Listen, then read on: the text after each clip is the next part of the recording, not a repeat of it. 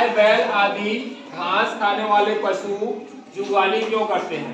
तो जुगाली यानी मुंह में वो लोग, आप लोग देखे होंगे गाय बैल लोग ना मुंह में ऐसे से चबाते रहते हैं ना, तो उसी को बोलते हैं जुगाली। तो वो क्यों करते हैं? ठीक है, तो गाय बैल आदि जो रूमिनेंट्स हैं, घास खाने वाले जंतु हैं, वे जब घास को खाते हैं तो जल्दी जल्दी खा के उसको ना अमाशय के एक अलग हिस्सा जिसे क्या बोलते हैं बोलो, रूमेन में उसको भंडारित कर लेते हैं, इकट्ठा कर लेते हैं। ठीक है, यहाँ पर छोटे छोटे सूक्ष्म जीव पाए जाते हैं, बैक्टीरिया। बैक्टीरिया जो है घास में उपस्थित सेलुलोज कोशिका, घास की जो कोशिकाएं हैं उसके बाहरी आवरण में एक कठोर परत पाया जाता है जो बना होता है सेलुलोज का, और उसको पचा पाना हमारे पाचक एंजाइम की पाचक रस की क्षमता के बाहर है। ठीक है, तो इसीलिए हम लोग घास नहीं खाते हैं। मगर जो गाय बैल या रूमिनेंट्स हैं उनके रूमेन में छोटे छोटे बैक्टीरिया पाए जाते हैं, वो उस घास से पाए जाने वाले सेलुलोज को क्या कर देते हैं, पाचन कर देते हैं, आंशिक पाचन। दिमाग में लिखा जाएगा तो अच्छी बात है ना जी। फिर आपको कॉपी में लिखने का झंझट नहीं रहेगा, इतना नहीं जानते हो। हाँ, तो रूमेन में छोटे छोटे क्या पाए जाते हैं, सूक्ष्म जीव बैक्टीरिया।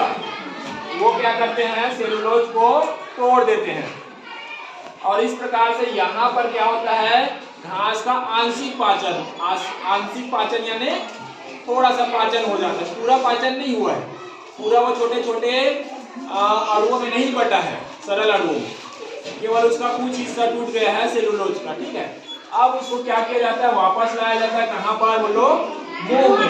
कहाँ पर लाया जाता है, मुंह में, और उसको अच्छे से चबाया जाता है। उसको क्या किया जाता है, अच्छे से चबाया जाता है। उसके बाद दिया जाता है अमाशय में, और इसमें बढ़िया सा पाचक रस मिला दिया जाता है, और उसके बाद भोजन जो है अच्छे से पाचित हो जाता है। जो भोजन के जटिल अणु हैं वो सरल अणु में क्या कर दिया जाता है, तोड़ दिया जाता है, और उसका शरीर में क्या हो जाता है, अवशोषण हो जाता है। अवशोषण के बाद रक्त के द्वारा, खून के द्वारा उसको शरीर के बाकी कोशिकाओं तक क्या कर दिया जाता है, पहुंचा दिया जाता है, जिसे बोलते हैं स्वांगीकरण। क्या बोलते हैं उसे, स्वांगीकरण। समझ में आया? से पोषण या पाचन की प्रक्रिया क्या होती है, पूरा होती है। ठीक है, पोषण में क्या क्या आता है, तो भोजन को ग्रहण करना, पाचन, अवशोषण, स्वांगीकरण, और फिर अवशिष्ट पदार्थों को बाहर निकालना, ये सब होता है। समझ में आया? इनको भी लिखा है, इनको भी लिखा है। और क्या इसमें पोषण के अंदर क्या क्या बोल दिया है, पाचक ग्रंथियां, है ना। पाचक ग्रंथियों का पाचन में क्या रोल होता है, तो पाचक ग्रंथियों में पाचक रस का स्त्राव होता है, पाचक रस।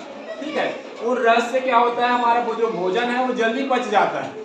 यदि ये पाचक रस ना हो तो भोजन को पचाने में कई सप्ताह लगेंगे। ठीक है, और ये पाचक रस की उपस्थिति के कारण भोजन जो है 24 घंटे के अंदर क्या हो जाता है, अच्छे से पच जाता है। तो भोजन के पाचन में क्या करते हैं लोग, मदद करते हैं, भोजन के जटिल अणुओं को सरल अणुओं में क्या करते हैं, बदलने में मदद करते हैं। ठीक है, और इधर एंजाइम किसे कहते हैं, तो जब पाचित भोजन के जो सरल अणु हैं वो कोशिकाओं में, शरीर के अलग अलग कोशिकाओं में पहुंच जाते हैं, है ना, तो वहां पर कई प्रोटीन रहते हैं। उनमें से कुछ प्रोटीन जो है कोशिकाओं के अंदर होने वाले रासायनिक क्रियाओं को उत्प्रेरित करते हैं, यानी कि उसकी गति को बढ़ा देते हैं।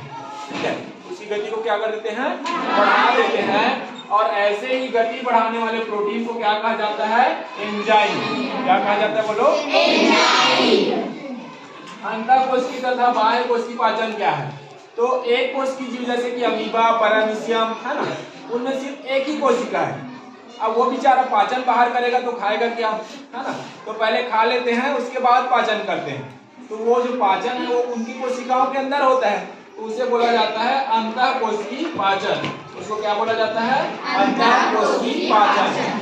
परंतु जो बहुकोशिकीय जीव हैं, जटिल जीव हैं, उनके शरीर में एक अलग सा नली बना रहता है। ये देखो आहार नाल, है ना, कोशिका इधर है, मगर ये क्या है, एक अलग से नली है जिसको हम बोलते हैं आहार नाल। यहाँ पर पाचन होता है, और जब पाचित हो जाता है, भोजन सरल अणुओं में बदल जाता है, तब उसको खींच के अवशोषित करके स्वांगीकरण करके कहाँ लाया जाता है, कोशिकाओं तक, और उसके बाद जो छोटे छोटे सरल अणु हैं वो कोशिकाओं के अंदर जाते हैं। यानी पाचन क्या हो रहा है, कोशिका के बाहर, है ना, कोशिका के बाहर हो रहा है, तो इसको बोलते हैं बाह्य कोशिकीय पाचन।